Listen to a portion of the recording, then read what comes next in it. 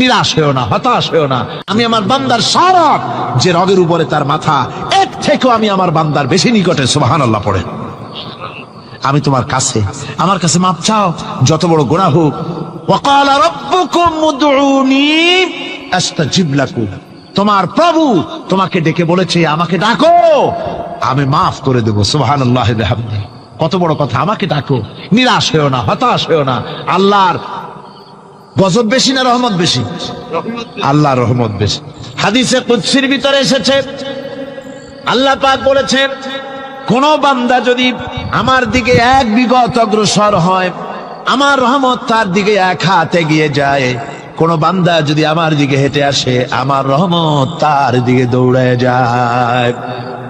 বান্দা যখন আল্লাহর দরবারে দুহাত উঁচু করে চোখের পানি ফেলে দেয়, মুসলিম শরীফের হাদিসের ভিতরে এসেছে, গভীর রাত্রে, রাতের তৃতীয় অংশে আল্লাহ রাব্বুল আলামিন প্রথম আকাশে আসেন আর ডেকে বলেন, পৃথিবীতে আছো নাকি কেউ গুনাহ করে জীবন বরবাদ করে দিয়েছো? আমার কাছে মাফ চাও।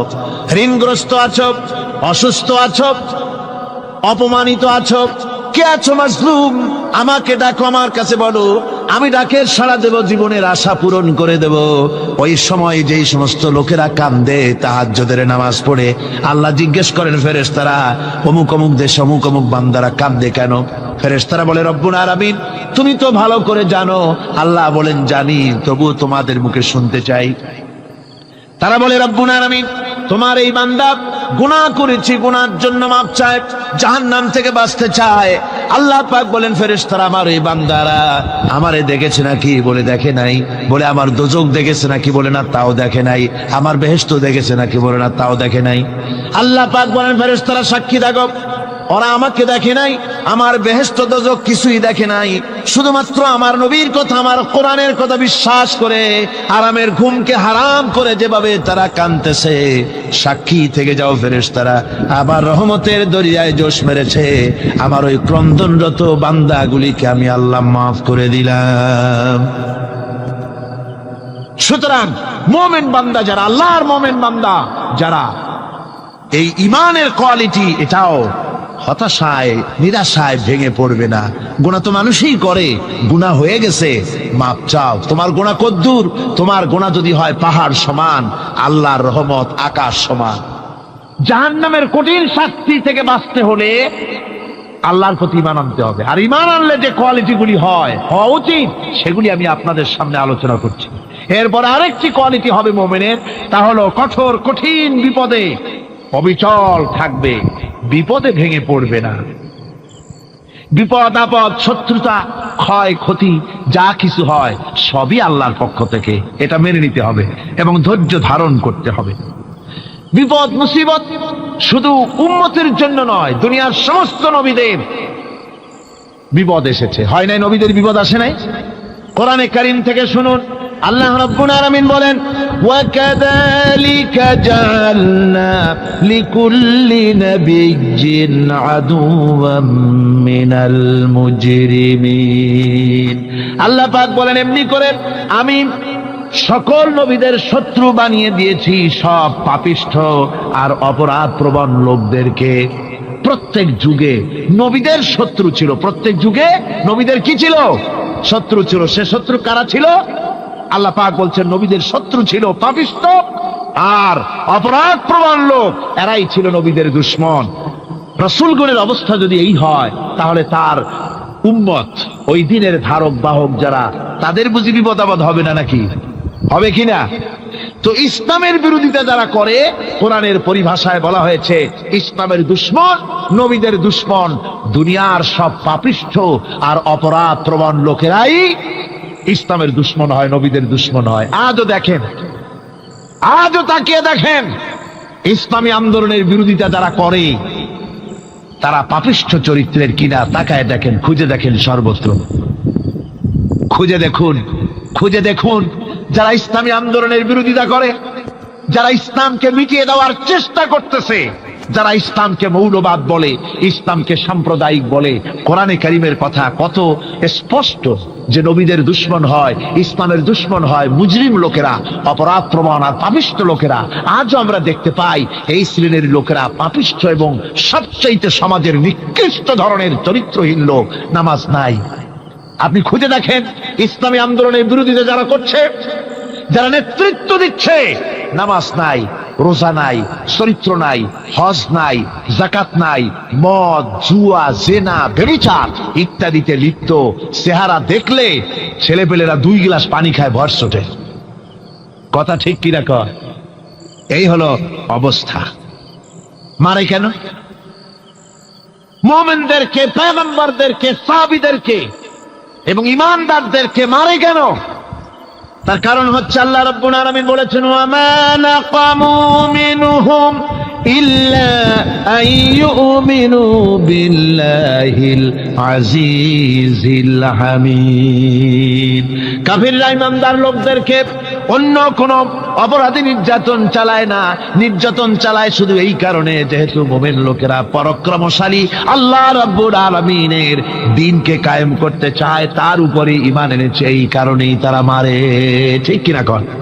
যুগে যুগে নবীদের উপরে, সাহাবীদের উপরে যে অত্যাচার হয়েছে, সে অত্যাচার এই কারণেই হয়েছে, অন্য কোনো কারণে নয়। এই কঠিন বিপদে অবিচলতা এবং ধৈর্যের দৃষ্টান্ত নবীগণ পেশ করেছেন পৃথিবীর বুকে। আমরা দেখেছি ইব্রাহিম আলাইহিস সালামকে আগুনে ফালানো হয়েছে, আছে না কোরআন শরীফে? আমি কিন্তু গল্প করতেছি না, সব কোরআনের কথা। কিসের কথা? ইব্রাহিম আলাইহিস সালামকে আগুনে ফালানো হচ্ছে। অপরাধ কি? অপরাধ হচ্ছে হযরত ইব্রাহিম আলাইহিস সালাম দাওয়াত দিয়েছেন, লা ইলাহা ইল্লাল্লাহ। জোরে পড়েন, লা ইলাহা ইল্লাল্লাহ, লা ইলাহা, লা ইলাহা ইল্লাল্লাহ মুহাম্মাদুর রাসূলুল্লাহ। হযরত ইব্রাহিম আলাইহিস সালাম দ্বীনের দাওয়াত দিয়েছেন, এক আল্লাহর দাওয়াত দিয়েছেন, ঈমানের দাওয়াত দিয়েছেন। আর কোন অপরাধ ছিল না। নমরুদ সহ্য করতে পারল না। কোরআনে কারীমের মধ্যে সব কথাগুলি আল্লাহ পাক এই জন্য বিধৃত করেছেন, এই জন্য কোরআনে কারীমের মধ্যে সব কথা উঠায় দিয়েছেন, যাতে করে মুমিনেরা বিপদ আসলে পরে যেন ঘাবড়ে না যায়। ইব্রাহিম আলাইহিস সালামকে আগুনে ফালানো হচ্ছে। ফেরেশতা বলছে, ইব্রাহিম তোমারে আগুনে ফালায় দাও, হতেছে আমার কাছে সাহায্য চাও, আমার কাছে ক্ষমতা আছে, আগুনগুলো উঠাইয়া নমরুদের বংশ জ্বালাইয়া দেব। হযরত ইব্রাহিম ফেরেশতার কাছে সাহায্য চাইছিলেন নাকি? তিনি বললেন, ফেরেশতা তোমার কাছে সাহায্য কেন চাইব? আমি তো এমন কোন অন্ধ আল্লাহর ইবাদত করি না যেই অন্ধ স্রষ্টা তার গোলামের দুঃখ দুর্দশা না দেখেন। আমি তোমার কাছে সাহায্য চাইব না। হযরত ইব্রাহিম আলাইহিস সালাম পাশ করলেন। কি বলেন, পাশ করছেন না? ঈমানের পরীক্ষায় পাশ। আগুনের মধ্যে হযরত ইব্রাহিমকে যখন ফেলানো হচ্ছে, রব্বুল আলামিন আগুনের প্রতি নোটিশ করে দিলেন, ইয়া নারু কুনি বারদাও ওয়া সালামান আলা ইব্রাহিম। আগুন আমার ইব্রাহিমের জন্য শান্তিদায়ক, ঠান্ডা হয়ে যা। এখন কি আর আগুনের বাপের ক্ষমতা আছে ইব্রাহিমের পোড়ানো? আর ক্ষমতা নাই। আমার বন্ধুগণ, ইব্রাহিম আগুনের ভিতরে আরামে বসা আছেন, আর ওদিকে নমরুদ বসে বসে দেখতেছে দূর থেকে। ইব্রাহিম তো জ্বলে না, গায়ের মধ্যে আগুন জ্বলে গেল। ডাক দিয়া কয়, আগুন তোর হলো কি? কেন জ্বালাইতে পারিস না আমার দুশমন রে? হলোটা কি তোর? তোর কি জ্বালানো শক্তি বন্ধ হয়ে গেল নাকি? আগুনের ভিতর থেকে জবাব এলো, নমরুদ রে, আমার ভিতরে জ্বালানো শক্তি আছে কি নাই যদি প্রমাণ করতে চাও, টেস্ট করতে চাও, তুই নিজে আয়, তোরে শুদ্ধ তামাম দুনিয়া জ্বালাই দিতে পারি, ইব্রাহিমের এক গাছা পশমও জ্বালাই দিতে পারি না।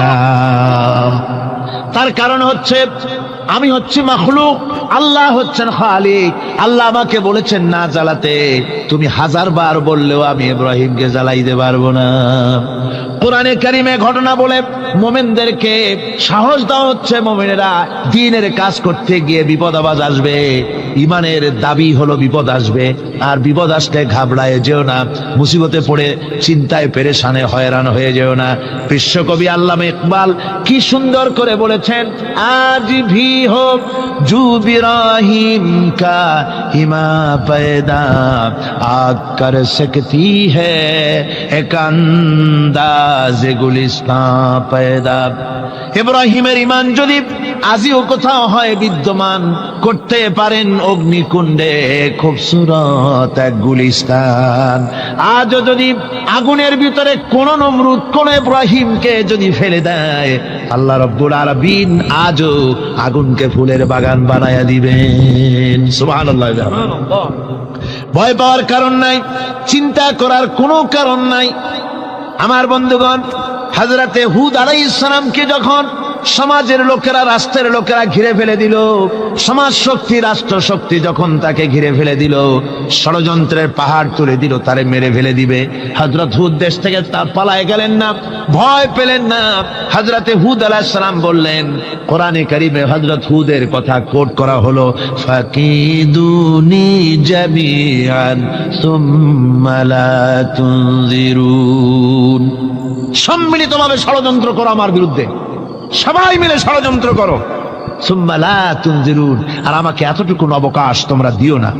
ইন্নী তাওয়াক্কালতু আলাল্লাহি রাব্বি ওয়া রাব্বিকুম, আমি ভরসা করেছি সেই আল্লাহর উপরে যার কুদরতি হাতের ভেতরে, যিনি আমাদের রব তোমাদেরও রব, আর যার কুদরতি হাতের ভিতরে তামাম পৃথিবীর জানগুলি যার হাতে, সে আল্লাহর উপরে ভরসা করেছি। ষড়যন্ত্র যদ্দূর আছে করতে থাকো, আমি ষড়যন্ত্র পরোয়া করি না। সুবহানাল্লাহ পড়েন। এটাই হলো মুমিনের কোয়ালিটি।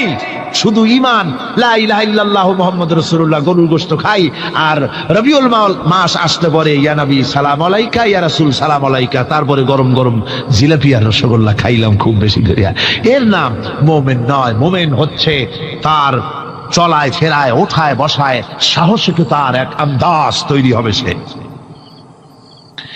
আমার ভাইয়েরা, বিপদে অবিচলতা আমাদেরকে পয়গম্বরেরা শিক্ষা দান করেছেন। আমরা দেখতে পেয়েছি বিশ্বনবী জনাবে মুহাম্মদুর রাসূলুল্লাহ সাল্লাল্লাহু আলাইহি ওয়াসাল্লাম হিজরতের রাত, কাফেররা চতুর্দিকে দাঁড়ানো, হযরত জিবরাইল এসে বলেন, ইয়া রাসূলুল্লাহ, হে কাফেররা চতুর্দিকে ঘিরে দাঁড়িয়েছে, গভীর রাত, এখন হাতে তাদের তরবারি, সকাল হলে পরেই তারা আপনাকে মেরে ফেলে দিবে, তাড়াতাড়ি ওঠেন, মদিনার দিকে চলে যান।